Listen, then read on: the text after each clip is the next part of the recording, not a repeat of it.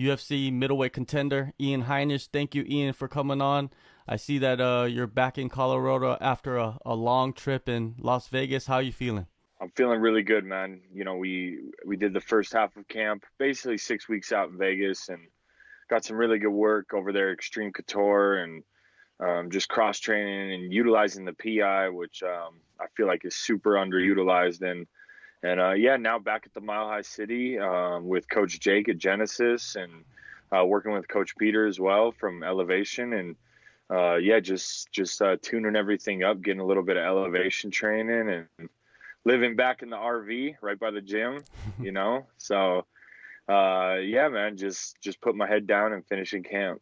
All right, so before we dig deeper into that, I wanted to go back to, you know, the last time you were set up to fight, you were pulled from that fight. You failed an eye exam. I believe you had to get surgery. Take us through that process and. Well, actually, so I did fail an eye exam, but I retook that, and now I have LASIK. But that actually had nothing to do with the fight. I actually injured a knee, and in wrestling practice the first week after my fight, probably shouldn't have went that hard. Learned a lesson, but just an unfortunate thing to happen. Was so ready for that quick turnaround, such good shape, and but it was feel like it was God, like sit down, wait your turn. So yeah, man, I've improved a lot of things. I'm 100% recovered and ready to get this fight. So you had the knee injury, then the eye thing just came afterwards then basically. Well, yeah, it was kind of a concern because I was like 2200, which is borderline. That's like the worst vision you can have to fight in the UFC. And a lot of people don't know I basically fought all my fights in my contacts. I had such bad vision. So we knew it was like a concern, but I was like, if I'm fighting, I don't have time to get the PRK. So when I got injured with my knee, I said, you know what, I'm going to go ahead and get all this done right now while I have this time, utilize the time. And, I got that all done. I got 2015 vision. Shout out to 2020 Institute, hooked me up, and better than ever. Took a good eye poke, and it still feels great. So I still have great vision. So excited for a new hurricane, man. Just growing, evolving. Yeah, I guess the best test to test your eye would be an eye poke, right? If it's good after that, then you're all good. And a good eye poke. It was one of the worst ones in my career, and it's Jesus. pretty fresh after, but it was good, man. Recovered well. I still have great vision, so I'm excited to have my wits about me, not a contact getting knocked out, or have to adjust that in the fight. That a lot of guys have to do that. I mean, if you have that bad of vision, it's hard. You get disoriented in there. So I'm grateful that that's behind me. Yeah, I'm surprised that never has happened with you in the UFC. I don't think I've never noticed you even having contacts or anything popping out. Yeah. Well, you're actually technically not supposed to, so Mm. don't tell them. But yeah, I basically I had to, man. I never trained without my contacts on. I felt so disoriented. One fight in World Series of Fighting, I got both contacts knocked out, and it was the third round, and I immediately just had to wrestle the guy because I could wrestle with my eyes closed. But yeah, I'm glad it's over, man. Like, contacts were terrible. Like, I know Justin Gaethje had terrible vision as well. He got his eyes done. Nate Marquardt, Corey Sandhagen, a lot of guys, and some of these guys had really sensitive eyes after for like a year. Like, any little poke like would blur their vision. But mine, fortunately, 2020 Institute did such a good job that I had no pain, no sensitivity, and I'm ready to go. Great to hear, man. Now, you mentioned in Vegas you were out there at Extreme Couture. I seen that you worked a lot with Eric Nixick, a great coach. What was that interaction like? Yeah, it was good. I actually linked up with him at UFC London when I was supposed to fight Tom Breeze. He pulled out the day of the fight. I was having all these issues getting into the UK, because I was banned from the EU for 5 years because of my previous crime that I committed. And so I was having issues getting in the border. So my fight was like on the borderline. And then Chris Camozzi's fight came up. So Mark Montoya, when I was at Factory X, he had to go. He would actually committed to go with Chris, and I was out there, just me and Dustin Jacoby, and I needed someone to hold mitts. And Eric was there. Dustin with boys with him. He actually introduced me. We did a pad session, and then the rest is history, man. I felt when I went out to Vegas, they welcomed me in like family, and A lot of big guys out there, a lot of good coaching, and like I said, bro, if you're not using the PI, like I feel sorry for you. You know, there's a lot of good things going on there with the strength conditioning, the PT, and all the tests they run. The brand new Aura ring, which actually is charging. That thing's cool, man. Tracking your sleep and your resting heart rate recovery. Yeah, I heard that that is just a complete game changer. I've spoken to many guys the last couple of weeks, and they're Yeah. just saying like, man, it's like, what would I've been doing without the ring? You know what I mean? Yeah, no, it's cool. It is cool. You know, you kind of know how your sleep's going just on how you feel, but it's cool to get like some actual facts. I don't know, like if it's 100% accurate. It's close though, for sure. But you can kind of see and like, hey, I'm gonna take some melatonin tonight. How much better is my sleep with the REM sleep and this and that? Or I'm gonna do a breathing exercise before I go to sleep tonight. Is that improve it? You know, so you can kind of do some trial and error to get you better sleep because most fighters, I'm sure, are not getting that good of sleep. And I thought I was getting such great sleep, but sometimes you're not getting that deep and REM sleep that you need. Now, when you're down there in Vegas, did you utilize? Of course, you utilized the PI, but did you focus on anything in particular that you didn't focus on in previous camps? Um, no, you know, it was just there's a lot of big bodies. You know, a lot of people are migrating, a lot of people are all over the place. Like in California, they have basically shut down, so everyone's coming over to Las Vegas. It's just a 4 hour drive, and I feel like it's just a lot of lost fighters right now, and I feel like a lot of them are gathering in Las Vegas. So you just have all these bodies everywhere, and it was just really cool to get all these different looks. You know, I was training a little bit with Ali and his crew, and a lot of those Dagestani Russians, and I was training with them in Thailand. So I felt like back at home. I love it, and they're such good grapplers, and their mentalities are so strong. I love it. Love being around those guys, and you know, we just got after it, and now I feel like I'm trying to come back to Colorado, lower the risk a little bit with just a few weeks coming up before the fight. So you know, I felt like I just got some really hard work. I learned a bunch of things. I utilized the PI for my strength and conditioning and the PT, and just continuing to heal my knee. And I feel good now. Now it's just like little details, sharpening things up with Coach Jake and Coach Peter out here in Colorado. So I'm excited for this fight, and I'm hoping quick turnaround. If Khamzat needs a fight, I'm gonna be ready, man. So I'm petitioning for it for sure. Yeah, your name has been thrown around. You know, before the Brendan Allen fight was officially announced for the second time, your name was being thrown Hmm. around with like Edmund Shabazian and then Kamzat and all these different Hmm. names. Was there any point where you're like, maybe I should take a bigger name, you know, rather than take on Brendan Allen? Yeah, yeah, you know, I mean, it just kind of worked out to get his name on the books, and like with me, you know, still coming off those two losses, you know, obviously I got a big win, but I felt like, you know, if they want me to prove myself again against a young, hungry kid, I can do that and then start climbing again.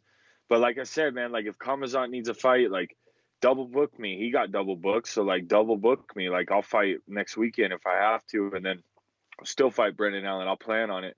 And you know, I feel like I match up good against him, and he's got the hype. You know, it's all about the hype, and I want to steal some of that shine. And I feel like I do good with those Russian guys. I like going with them. I like the challenge they bring, and I've been wrestling them since I was 13. You know, I flew over to Russia and dueled these guys, wrestled them in Moscow and Ulan-Ude in Siberia. So I love that challenge, man. So if something happens that they offer me that, I'm taking it. I'm not even like questioning. Did you talk to Ali about it? I believe Ali manages him. Yeah, all he does manage him. You know, no, I didn't, because like once he was fighting Mearshart when I was like training with Ali and stuff, and he's like, "How do you think he's gonna do?" And I was like, I don't know. He's probably gonna beat him, but I didn't think it was gonna be like one punch. You know what I'm saying? And so after that fight, that's when I was like, he started saying, I can't find a fighter who's ranked to fight me. And I was like, bro, I will fight you. Like I would love that challenge. I'd be honored. So I never ran into Ollie after that. I know he knows the game though. He knows, you know, he's got the hype, and obviously that's what I want. And so I'm gonna have to come get it. And you know, I feel like it's a fight that makes sense. You know, unless he wants to go to 170, fight Neil Magny.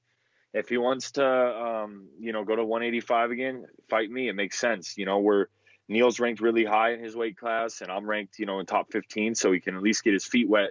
And ranked fighter, he's only had 3 fights in the UFC, and actually, me and Neil are going to be training in these weeks following up, just because he's kind of a good look for me for Brendan Allen. If he does fight Khamzat, I'm a good look for him. So I'm excited to train with him, and we're both ready to fight Khamzat if he needs a fight. Look no further. We're here in Colorado. Those are both great matchups, man. I look forward to seeing either one of those fights, man. That's exciting right there. Yes. So the last couple of weeks, what do they look like? You mentioned you're going to train with Neil. What is the schedule looking like? The schedule's just tighten things up, man. It's just keeping my cardio high, my timing sharp. And, it's, we're going to do some sparring, but it's not going to be quite as hard as we were doing at Extreme. It's going to be more flow and just getting a pad session every day and hit my strength conditioning, staying on my PT, keeping my body tuned up and ready, hitting my runs, and just really just polishing it. I feel like the hard work's kind of done, but we still are going to increase that cardio, especially up here at Mile High. Like my first day, Monday, I was like, man, I feel good. Like altitude's like not a thing. And then today at sparring, I was like, it wasn't even that I was sucking too much wind. Like my lungs did burn, but it was like your muscles fill up with this, like they felt so heavy, like with blood and lactic acid. And it's weird because you got to adjust. And my ring's telling me I'm not sleeping that good because my heart rate's elevated a little bit. So I'm sure it's just going to take, the week to, get those red blood cells producing more. And I'm from here, so I don't think it's going to be a big transition.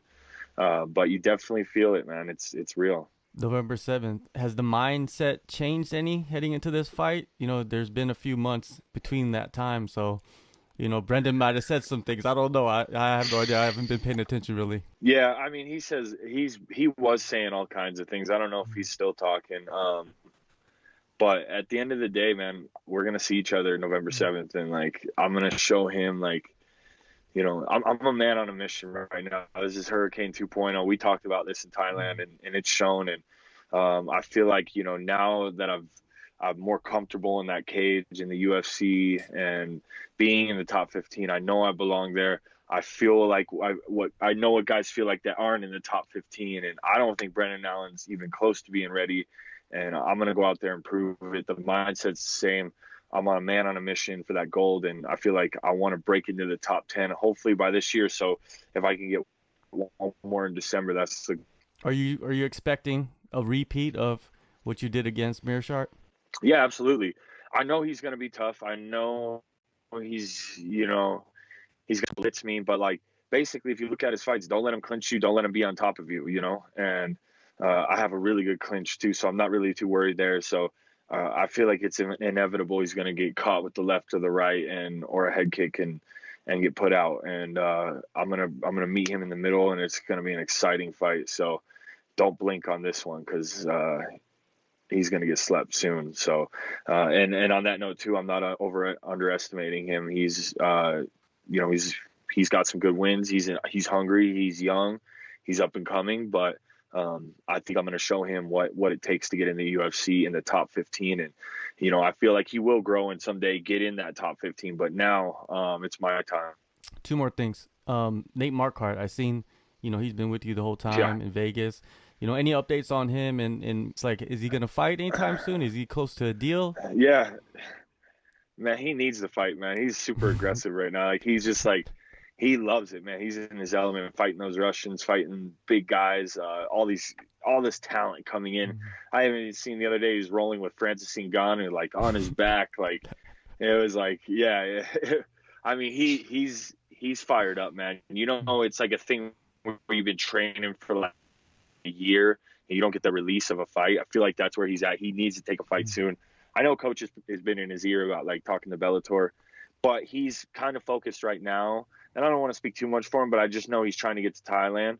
And they're working on that visa to get where you don't have to do this crazy 2-week quarantine in a hotel that they choose, and it costs a lot of money. So I think he wants to get settled over in Thailand and then explore that options. But that's just what I know. You're gonna have to talk to him about it, and I know he's just being led by God. So we'll see what he's gonna do, but he's ready.